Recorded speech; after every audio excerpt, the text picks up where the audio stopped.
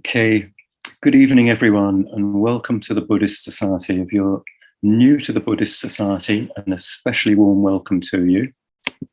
My name's Richard, and I co-work this basic meditation class with Colin Ash, and Ajahn Subhaddo. And we're going to sit together for about an hour and a half until 8 o'clock, and there'll be some guided meditation. And then I'll do some explanation of what we've been doing. And at the end, there'll be some time for questions. So if you're new to meditation, just a few basics. Find yourself a way of sitting comfortably, but in a stable, upright position. And if you're a long experienced meditator, you'll know what works for you. So just settle down in the room where you are and just find a real place that's comfortable, where you can be reasonably upright. And find a position that you can hold without discomfort for a good half hour or so. So you need to be really comfortable at the beginning. So just experiment a little bit and see what works for you. Now, right at the very beginning, a few minutes ago, I asked you just to arrive in the room where you are. And in a sense, that's all meditation is. It's just arriving. But what can we do to just enhance that process? Because as many of you may have noticed, when you sat just for those 4 minutes, right at the very beginning, welcome if you're just joining us. When you sat just for those 4 minutes, right at the very beginning, my guess is that your mind was flitting onto this and to that, and was wondering and what was going to happen, and was full of a lot of thoughts. And there's nothing wrong with that. That's quite normal and to be expected. But with meditation, we're certainly in this tradition, we're engaging in a process of mind training. The mind is crucial in Buddhist practice. It foreruns, it precedes everything. And so we're going to start to do a few basic exercises that help us just to settle down, help us to arrive, if you like. And many of you will be familiar with the body scan. And some of you may be actually bored with the body scan. Nevertheless, let's do a short body scan, and I'll explain why we do it when we've done it. But if you just get yourself into this upright, stable position, so if you're sitting cross-legged on the floor, just notice the points of contact with the floor. And if you're in a chair, like many of us are, just find a place where you can put your feet, the soles of your feet, firmly on the floor, on the carpet, whatever it is you're sitting on, and just rest your feet firmly on the carpet so that you can feel the soles of your feet. So what we're doing here is we're establishing a grounded position, a stable, grounded position where we can feel the contact with whatever it is beneath us that supports us.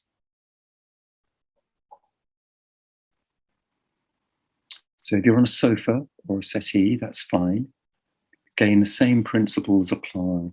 Just feel the points of contact with the surface that you're sitting on. And perhaps if you close your eyes, that helps the process of going internally. So the invitation here is to feel the contact with the floor, the settee, the carpet, the rug, whatever it is you're resting on.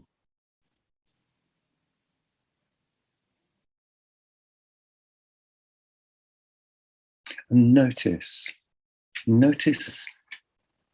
if you're imagining that contact or the surface you're sitting on, or if you're visualizing it.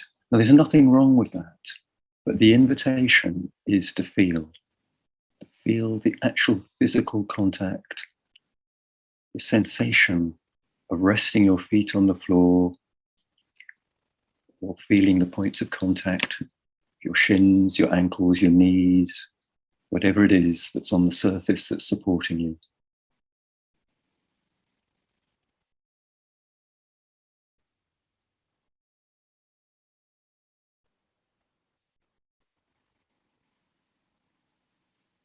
And the other invitation that goes with this is to relax. No one is going to ask you to do anything difficult or impossible in the next hour and a half. All your normal worries and concerns can be left at the door just for the moment.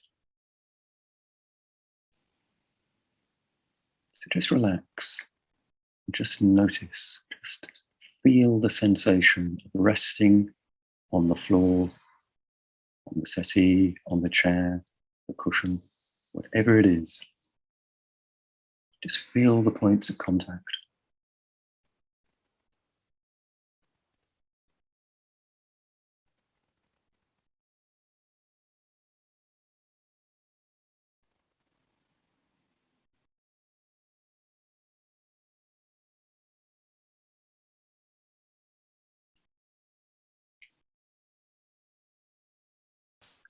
And now the invitation is to move from the feet or the ankles and shins to your sitting bones. Just feel your sitting bones on the cushion, on the floor, on the chair.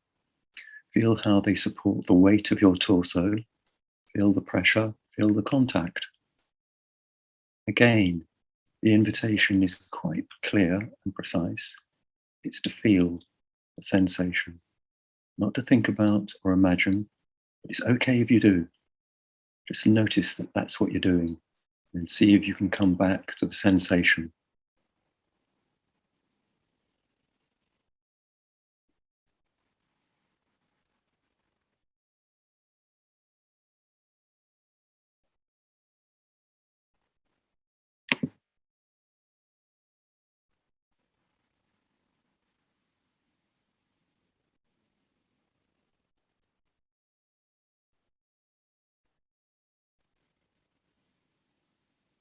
So if you've just joined us, we're working through the body, sensing different parts. At the moment, we're on the sitting bones.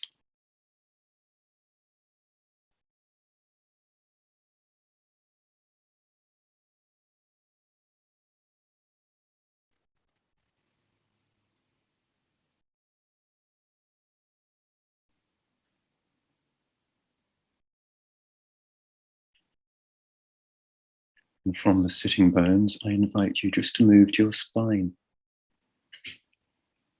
Just see if you can have an upright spine, not rigidly straight, but just reasonably upright. It's okay to use the back of a chair as a support. That's fine, but see if you can find a way of sitting where you're not slouched too much into the chair, so you're not putting too much weight. So you're reasonably upright, so you're supporting at least some of your body weight.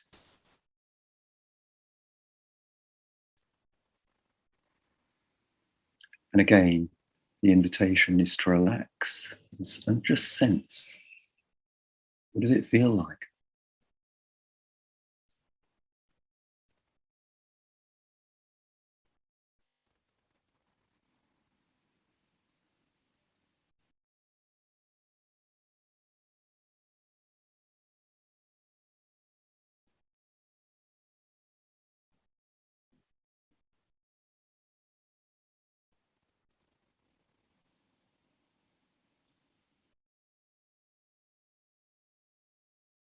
And right at the outset of this practice, see if you can find a way of being kind to yourself. So if your mind is moving fast and is on this and that, that's fine. It's normal. Just notice it. If you have a monkey mind or a crazy monkey mind, that's absolutely fine. Just notice it and stick with the process. So we're just noticing the spine, sensing it.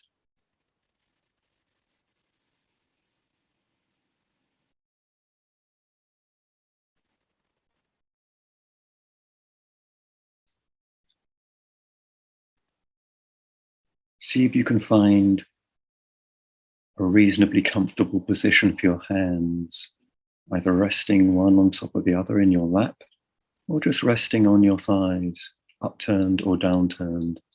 Just experiment if you're new to meditation and just see what works for you, what feels comfortable. So really with your hands, you're just looking for a position where you don't have to worry about what to do with them. It's just a nice relaxed position, resting on each other or on your thighs.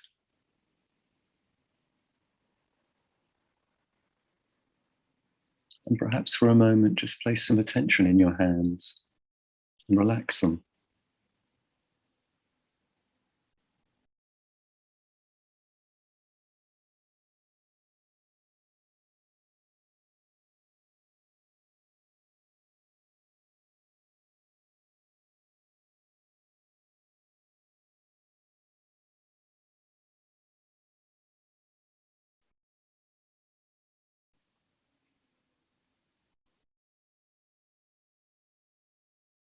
And then come back to your shoulders and your neck area, at the top of your spine.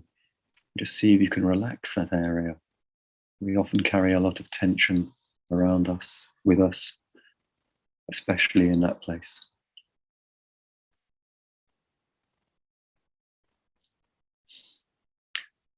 And just gently see if you can align your head and your neck with your spine and your pelvis so that everything's in a nice upright column.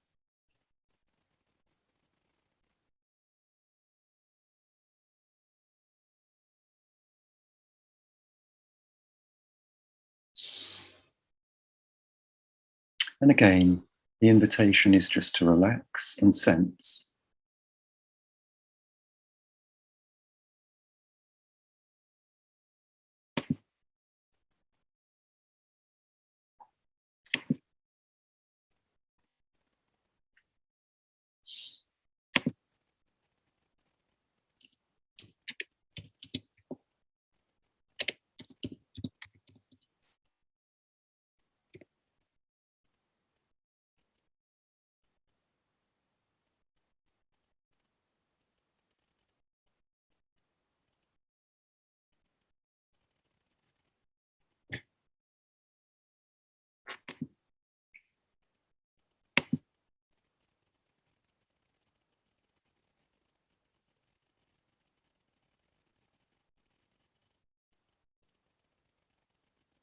And then just bring your attention to the crown of your head and just lengthen a fraction towards the sky. So just pulling your crown up towards the sky so that your body is just slightly taller than it was and everything's in a nice upright column. And just for a moment, keep your attention right there on the crown of your head. And just sense what's going on there.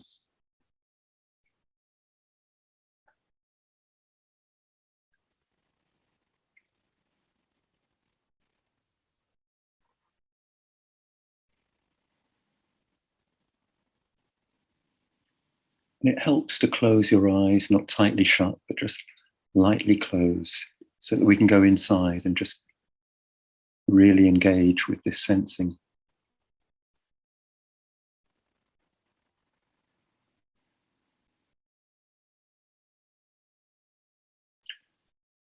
And now from the crown of your head, I'm going to invite you just to drop your attention down through the whole of your head, taking in your neck area, the sides of your head, the back of your head, your face, your eyes, your nose, and your mouth.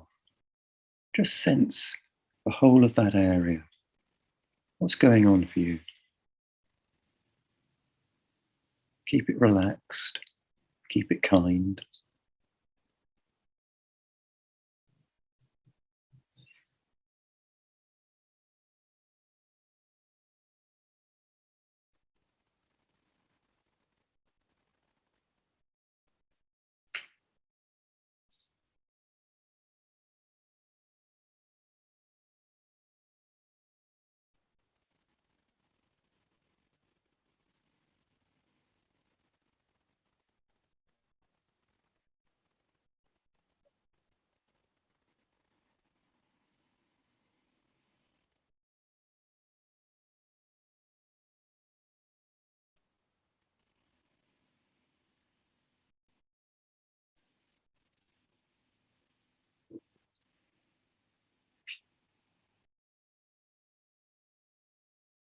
And from the head and the neck area, just drop down to your back and your torso.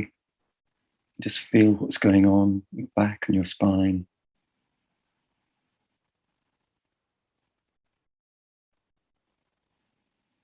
Feel the contact with the chair if you're sitting on a chair.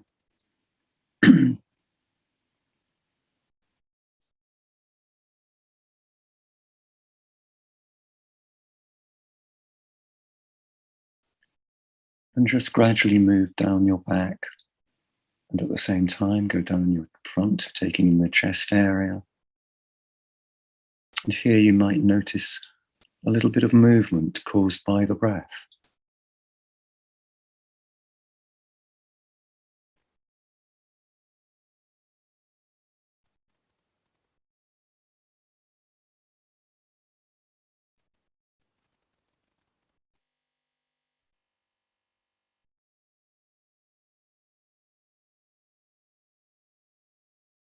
So you're taking in the whole of your back area and the whole of your front, of your torso. Just drop your attention down, gradually allowing it to sink downwards towards your pelvis and your sitting bones.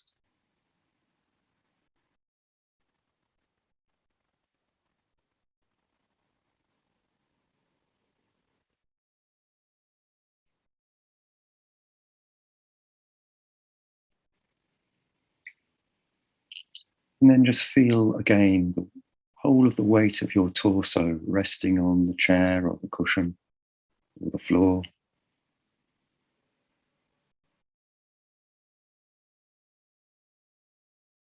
And just notice any movement in the digestive area or in the lungs area, the movement caused by the breath. Just feel what's going on in the whole of your torso.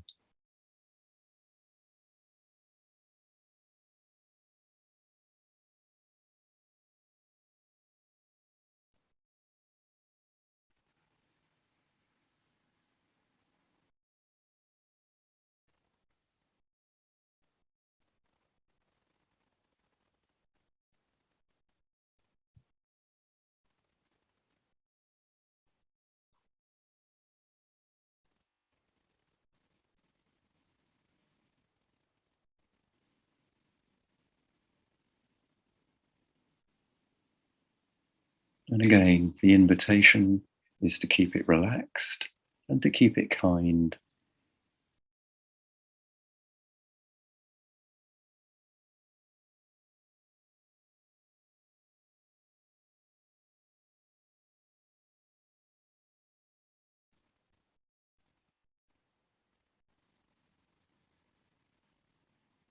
And from your sitting bones, I invite you to drop your attention down your upper legs.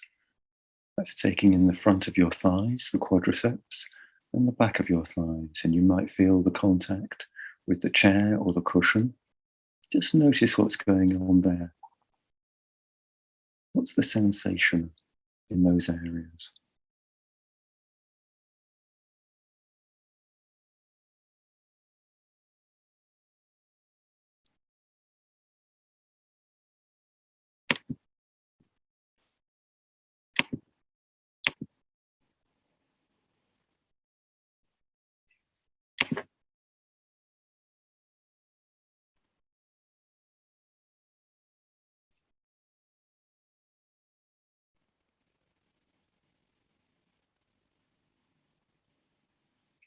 And feel your knees.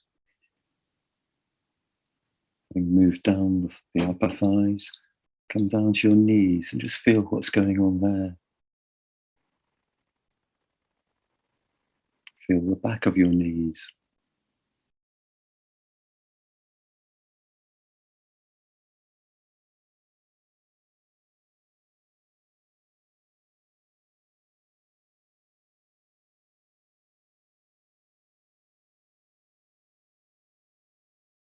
And then I invite you to drop your attention down again, down into your lower legs, taking in the calves at the back and your shins at the front.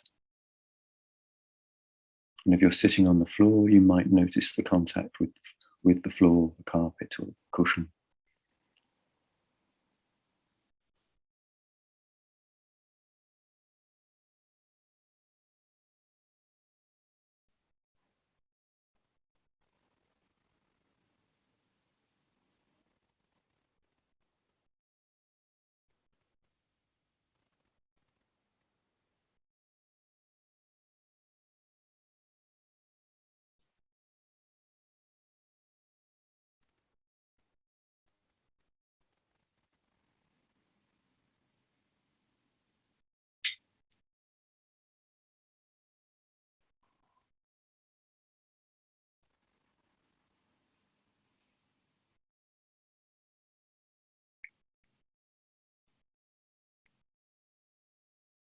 And then I invite you to come down to your feet and feel your feet, your ankles, tops of your forefoot, the soles of your feet, and your toes. Feel the contact with the floor.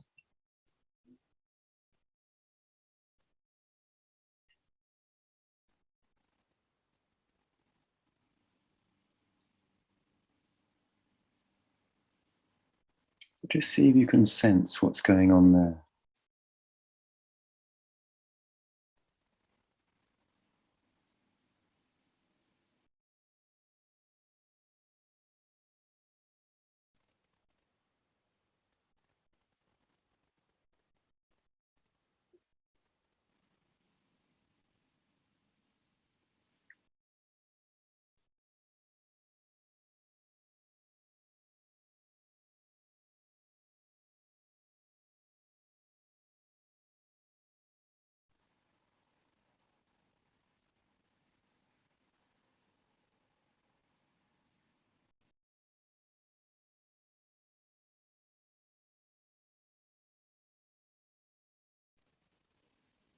So we've been from the feet to the crown, and from the crown back down to the feet.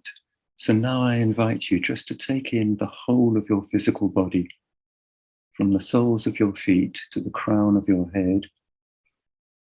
Just notice the clothes on your skin surface and the air on your hands and face.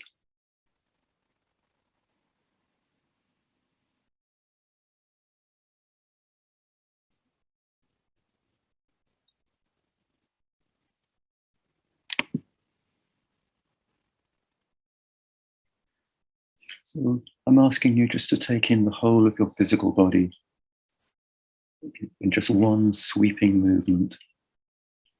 Feel the points of contact with the chair and the floor. Just feel the boundaries of your physical body.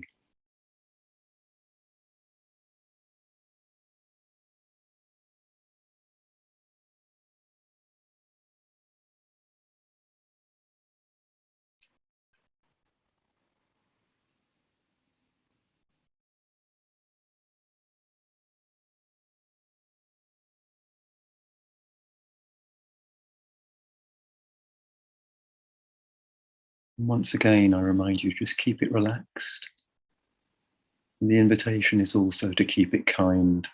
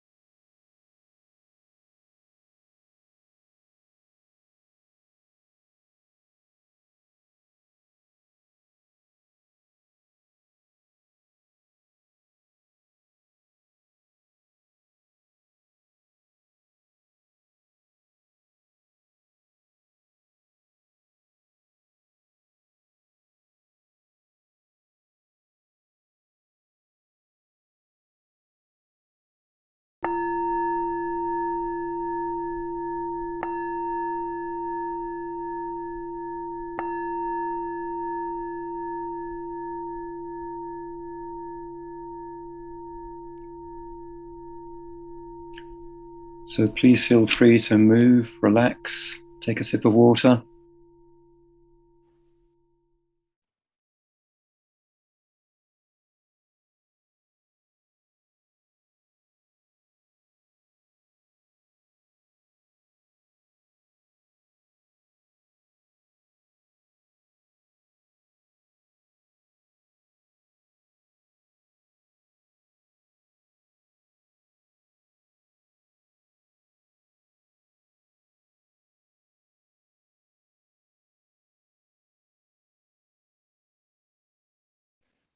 Sorry, I'm just adjusting the view.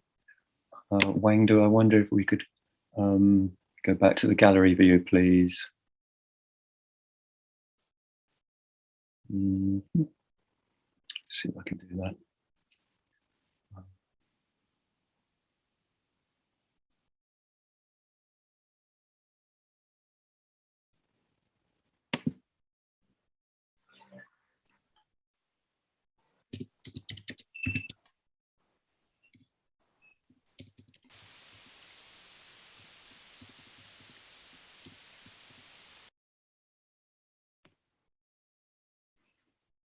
Okay, right.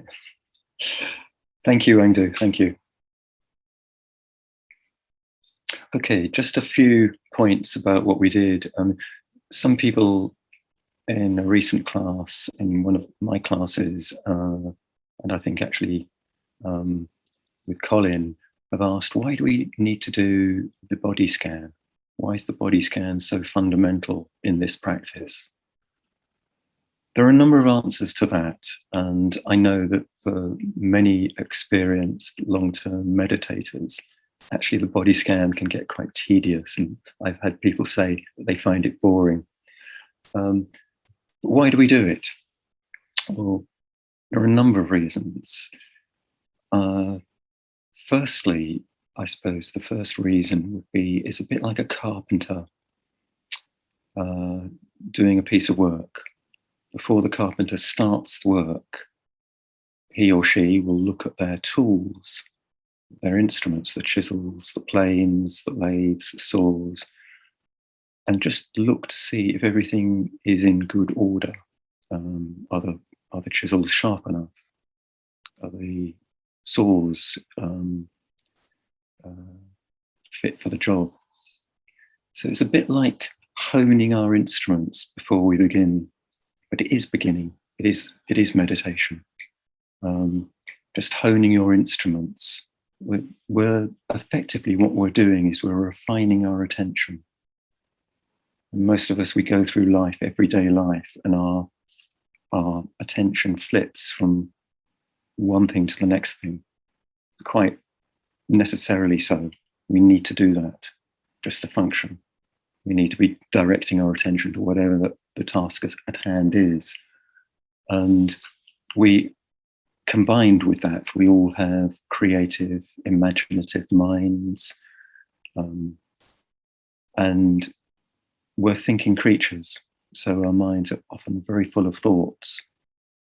And with the body scan, one of the things we're doing is we're simply learning to be with particular parts of the body so that we're directing our attention. We're learning to direct our attention, and in doing so, refine our attention. So it's becoming aware, if you like. And the analogy with the carpenter holds at this point is that it's like a carpenter just assembling their tools, knowing that everything's working. So we're refining our attention.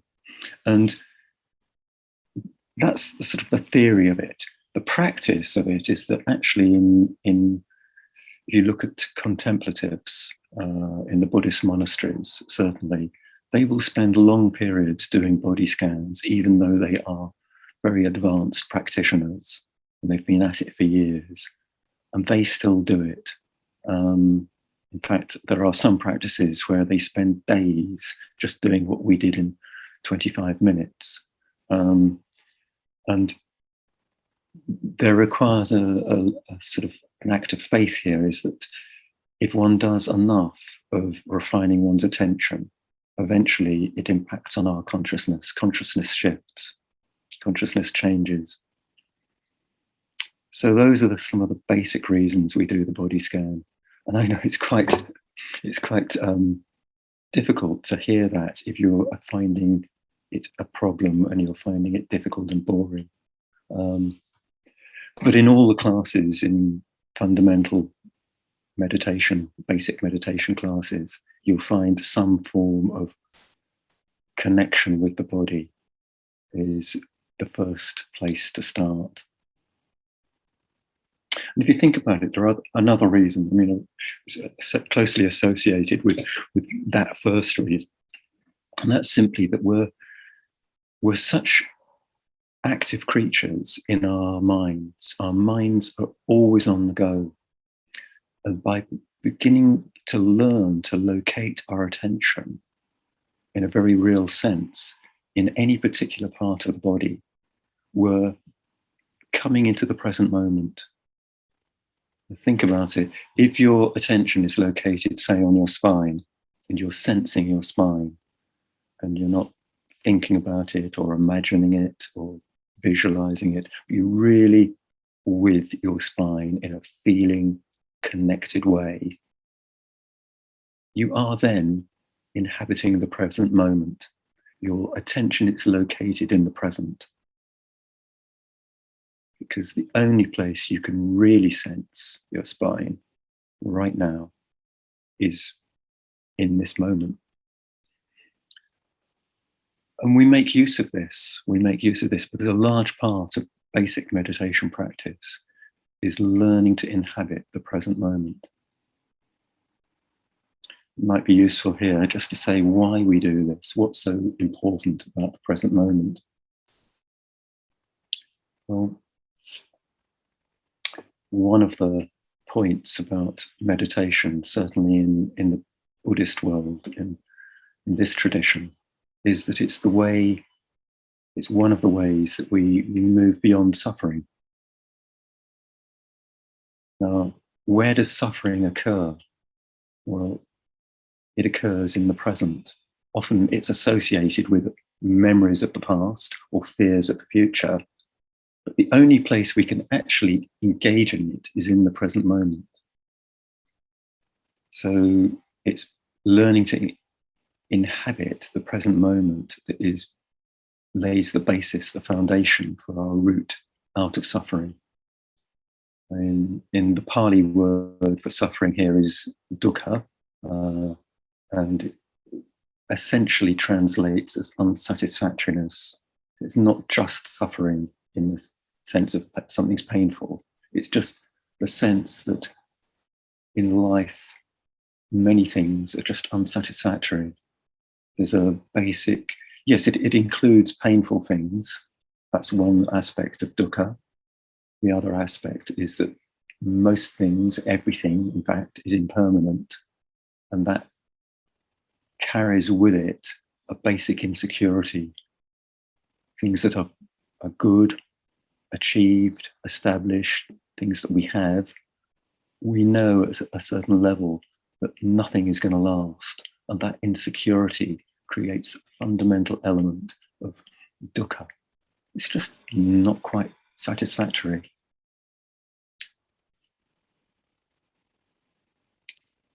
I suppose the other reason for engaging with the body scan is that, well, this is close. I think I've really said this, but sometimes we come to sit in meditation and we have minds that are a bit crazy. We've been very busy during the day and there's a sort of everything spinning around in our heads. It's what some of the teachers call crazy monkey mind. Others just call it monkey mind, but I'm often struck by how crazy some of this busyness is. So just, this is just the notion that things spin around. They have their own energy. And we spend a lot of time actually located in our heads. Now, in the next practice we do, we're going to do some more of this refining of our awareness, of our attention. And we'll start to use the breath, which is a really good place to locate our attention and to start to train the mind. If you go to a mindfulness class, you'll find that they do a basic body scan, but for very similar reasons. But they don't link it to dukkha in the way that Buddhist teachers will do it. So it's important to remember that this is part of the route out of suffering. This is one way that we can start to walk the path that takes us beyond suffering. If you look at some of the basic Buddhist texts, I don't know that this is quite a place in a basic meditation class, but it's really interesting. If you go back to the Dhammapada, one of the fundamental Buddhist texts, the very first verse starts with how important the mind is. It says, all mental states have mind as their forerunner. Mind is their chief, and they are mind-made. If one speaks or acts with a defiled mind, then suffering follows one, even as the wheel follows the hoof of the draft ox.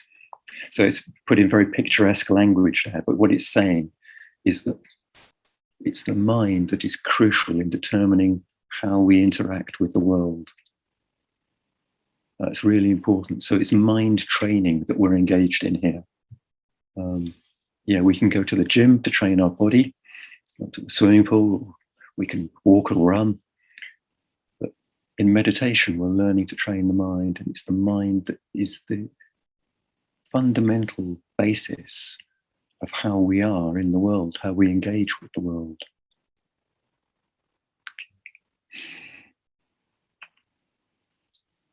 Just one other point about the mind.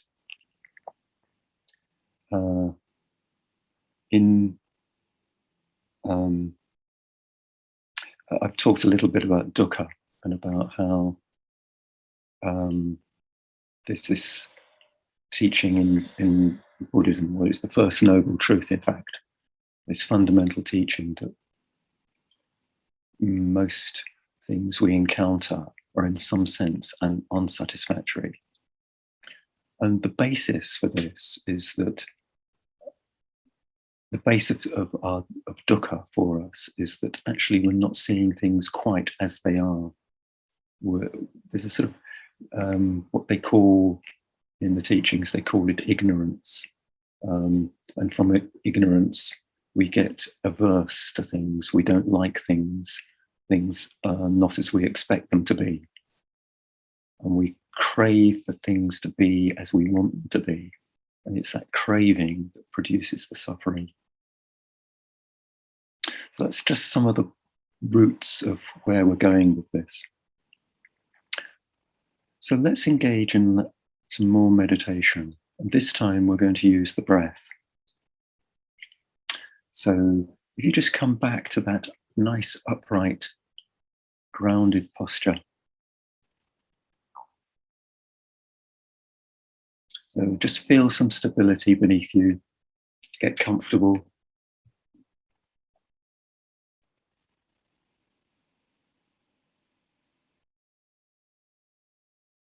And right as we did at the very beginning, just relax.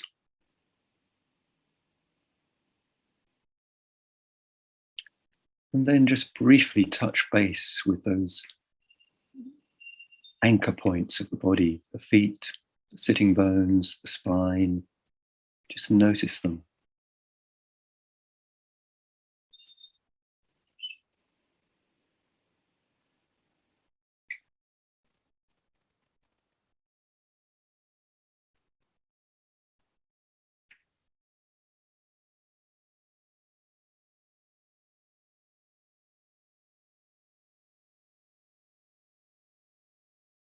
And then this time,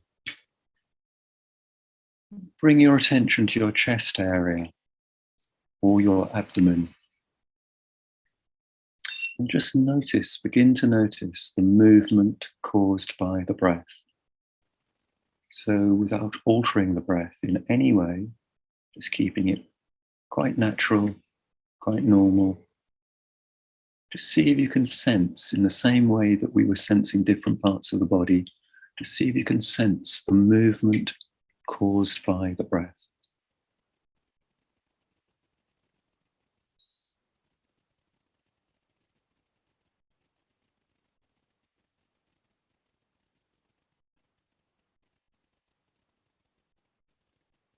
Now, it may just take you as an in or an out, the in breath, the inhalation, and the exhalation, or it may be an up and down movement. It's not important how you frame it. It's just the sensation of the movement. And see if you can just rest your attention on that sensation.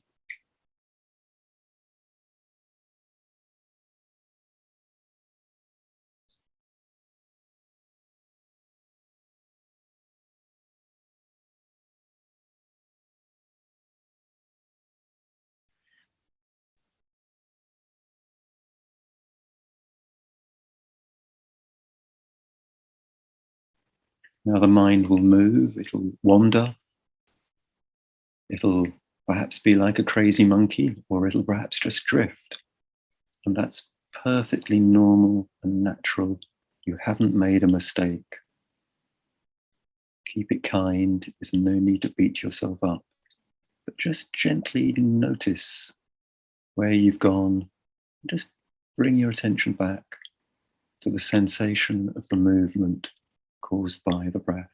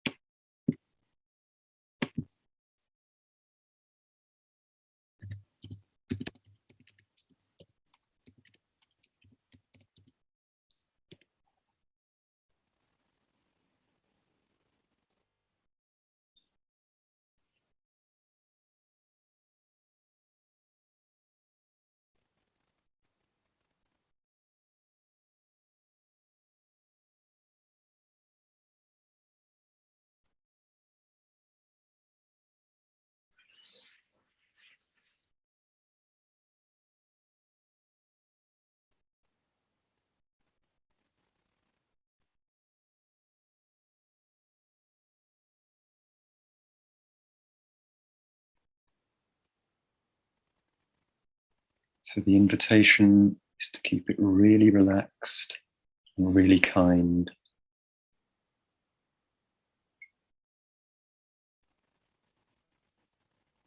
You're not being invited to concentrate on the breath. You're simply lightly noticing it, to keep the attention light and keep returning to it when you drift.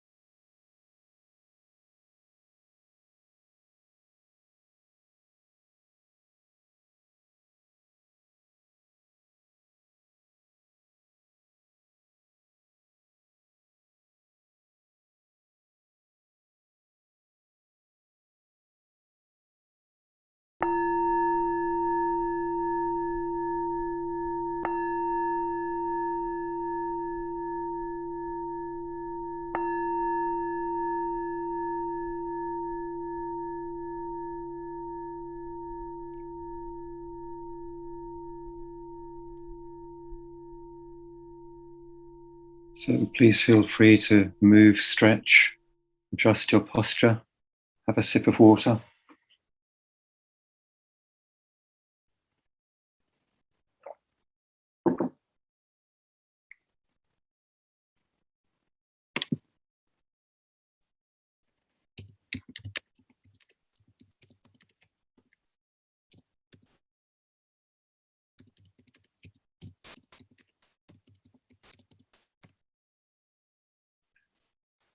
Okay, just a few points about that practice. Many of you will be familiar with working with the breath, and for some of you, you'll be new to it. I think one of the essential points I'd like to highlight is that the invitation is to lightly rest your attention on the breath, on the sensation of the movement caused by the breath. So many people make this a concentration practice, and they get disappointed when they can't stay with the breath. And I want to emphasize that it really is about using the breath as an anchor to return to. It's not about being locked onto the breath in a rigid way. It's not, you're setting yourself up for failure if you do that.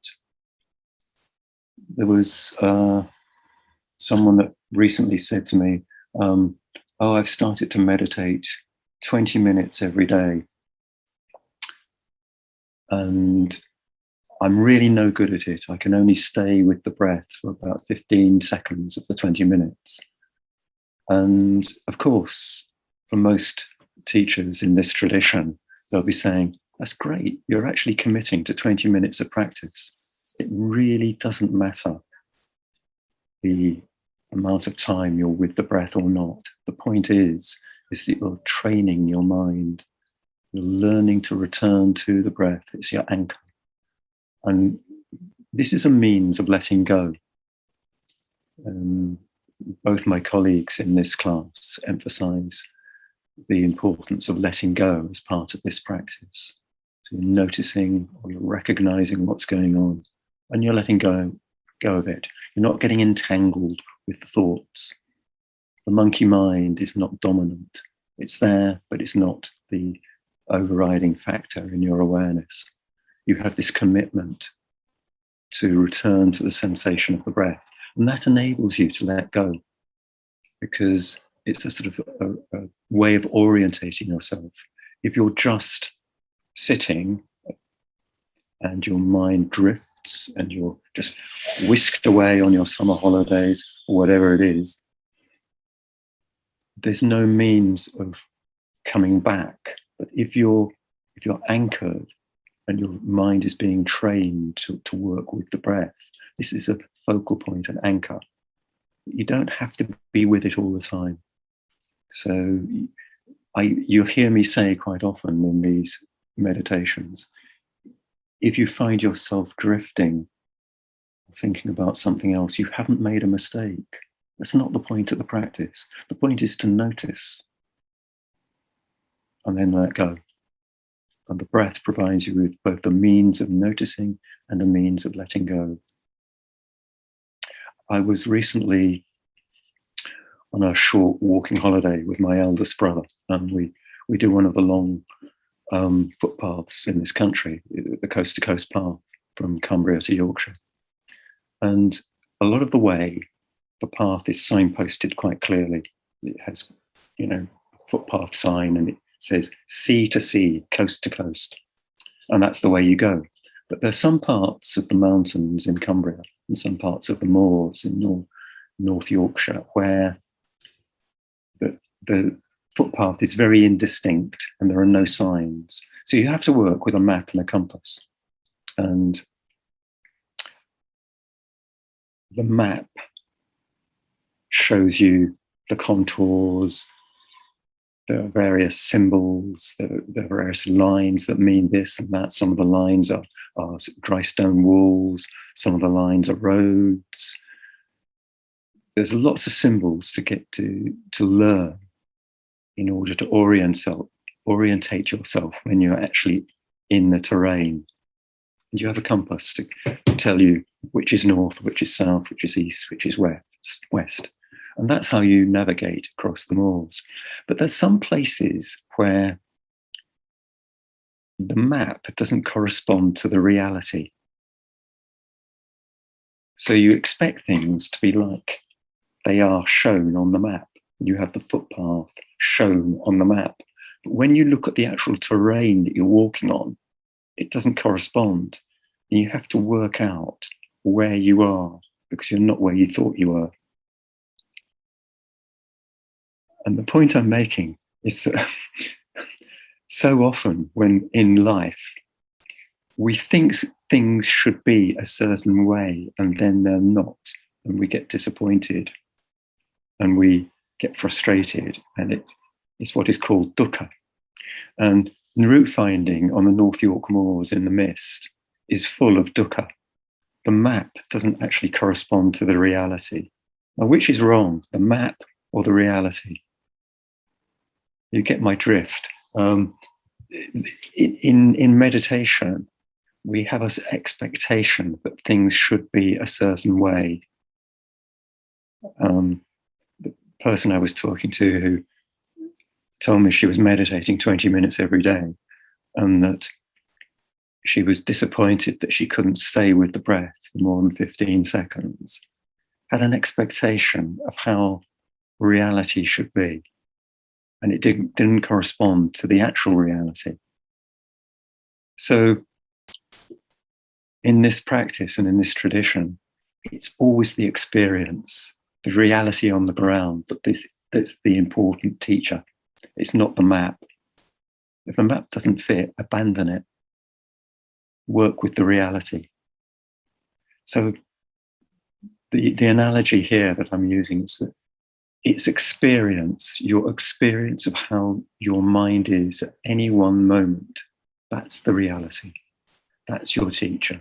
That's your guide. If you come into meditation, you sit after a busy day and your mind is spinning with the events of the day, you have a monkey mind. That's your reality. That's what you work with. That's your teacher. If you think, oh, my mind should be calm and peaceful because I'm sitting in meditation, that's just a map. And it doesn't correspond to the reality of where you are right now. So always in this practice is where you are right now. That's your guide.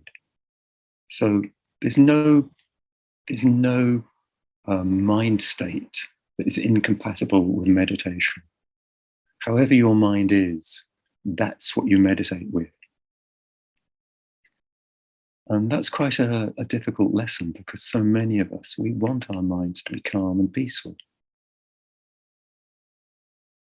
And sometimes that's not how we find them. We're sometimes upset, we're sometimes disillusioned, we're sometimes depressed. That's what you work with.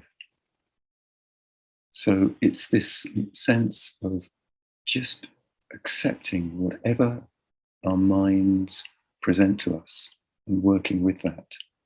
Now, of course, the other important bit of the teaching that goes with this is we don't have to believe any particular thought that we have. Thoughts come, thoughts go. Often our minds drift, and often we have certain moods. We don't have to actually identify with them. We don't have to believe those mind states. We just notice them and we take them for what they are. They're simply mind states. That's the reality at the moment. It is a changing reality. Our minds shift, they change. Our moods shift, they change. Our thoughts shift, they change. So we need to just notice that change and not get too attached to any one particular mind state or one particular thought pattern. So that's an important point to make in working with the mind and working with the breath. And the breath is really like the body scan. It's really an important teacher. Just as I was talking earlier about how sensing any one part of the body takes us out of our heads. Well, the breath is particularly good at this, particularly good, because over the course of a sit, 20 minutes, 25 minutes, half an hour, whatever it is, the one thing you will notice about the breath is it does tend to slow down. Not always, but often. There is a tendency for the breath to slow down. And when the breath slows down, the mind begins to settle. And we then can access that place of peace and calm that we all have within us. And that's another important point that I would emphasize in this practice. One of the teachings in Buddhism is that essentially our minds are quite calm and peaceful. That's the nature of the mind at its essence, at its base, at its core. And it gets covered in mud, if you like. We get events thrown at us that just cover this pure diamond that is our mind. The events and the conditions and the experiences, they don't necessarily, that we shouldn't take those for being the core of our minds, the clear innate quality of our mind. So when the mind settles, we begin to uncover that clear innate quality, and that is one of calm and peace. And what we're doing in this practice, by training the mind in this way, is we're learning how to access that innate quality. So it's not something we're introducing from the outside, so we haven't got it already. It's something being given to us by any particular teacher or teaching. It's something that we have already, this innate quality as a peaceful, calm mind. Now, that's a proposition that I'm putting to you for your reflection and consideration. Don't accept my word for it. Test it out. See if it works. Sit in meditation often and frequently and see if that calm, peaceful nature that you have inside you cannot be uncovered. See if you can find it. So test it out, explore. So that's the other point about these teachings, is they are for your exploration. They're not statements of faith. They're not statements of dogma. They're not a creed to be imbibed and recited. They're just places to investigate, places to explore, places to reflect on. Find out if it works for you.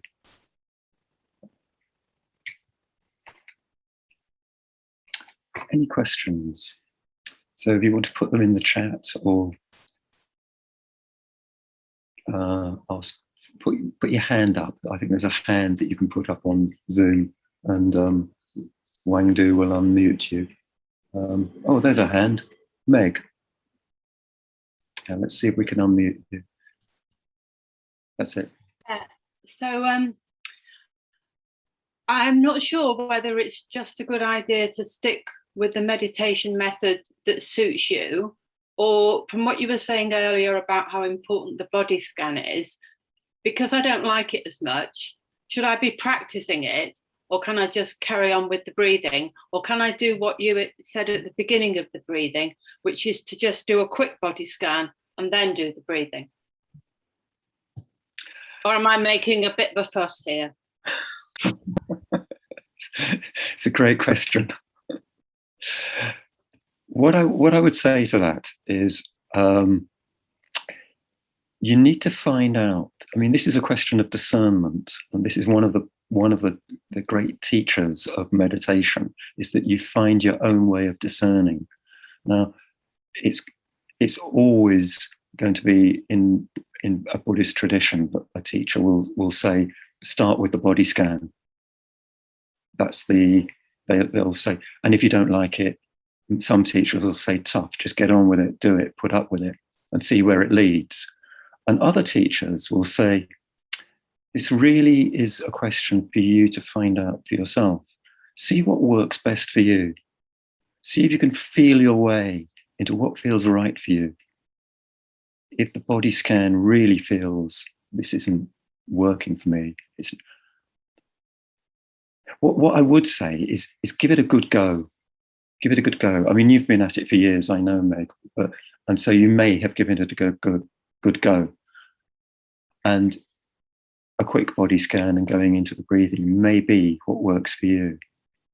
So just discern what works for you is what I would be saying. If you're setting out in practice and you're very new to it, I would encourage you to try the body scan and to stick with it. How long for? Well, that's like how long is a piece of string? Just feel your way as to what's really working for you in terms of accessing those innate qualities of calm and peace. What really seems to be leading you out of the mire of dukkha that we all live in? What seems to be a solid foundation for you? So I haven't really answered the question, but in a sense, I've put it back to you.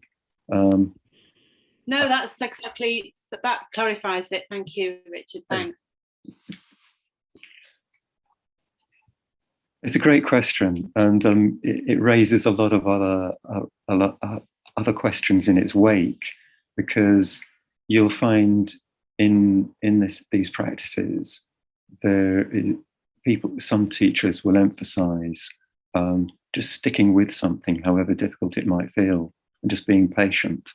And other teachers will emphasize, well, just rely on your own intuition, your own discernment, what feels the right path for you. So this is it's a delicate one, this. Okay, thank you for the question. Does anyone else have anything to ask?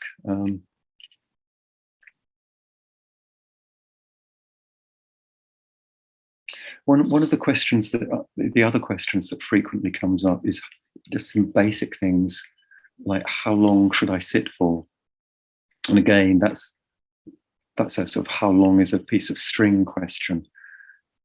One of the answers to that is whatever works for you in your particular life circumstances at this moment in time. What is more important than the length of the sit is the regularity of the sit. And as Ajahn Subhaddo frequently reminds us in these classes, is if you can, make the whole of your day a meditation, make the whole of your life a meditation. Yes, this formal sitting in the sense that we've been doing for this last hour and a half, but there's also just being with the day as it comes to you, noticing what's going on as it occurs, making meditation a part of your every moment. There's a really useful practice that some teachers offer, which is just these little pauses in the day. You just stop whatever you're doing, just for a moment, maybe even 20 seconds, 30 seconds. Breathe. Notice your breathing. And then just get on with whatever it was you were doing. But you just notice, you take a little pause. At Thich Nhat Hanh's centre in the Dordogne in Plum Village, they ring the bell intermittently throughout the day. And whatever you're doing, the great bell in the centre of the village, they ring it so you can hear it throughout the hamlet. And whatever you're doing, if you're cooking, if you're chopping vegetables, if you're sweeping, whatever it is you're doing, you stop And everybody stops. And you just breathe, you pause, you wait for the sound of the bell to die away, and then you just carry on with whatever you're doing. It's little moments of mindfulness that break up the day. Just remind us that we're here, we're alive, we breathe. And I think that can be a really useful, important practice for people. Just those little breathing spaces during the day. If you're driving a car and you come to the traffic lights and they're red, you stop. You just take a breath in. Just notice how you are, where you are. Breathe. Notice your breathing. And then the lights turn green and off you go again. So this is about integrating your practice with everyday life. Okay. Anyone else with any questions? Well, thank you all very much for attending. The Buddhist Society really appreciates you coming together in this online Sangha. I'm just going to finish today by reading the closing homage. I'm not a bhikkhu, so I can offer the closing homage. So thank you all very much for coming. It's really appreciated. The Lord, the perfectly enlightened and blessed one, I render homage to the Buddha, the Blessed One. The teachings so completely explained by him, I bow to the Dharma.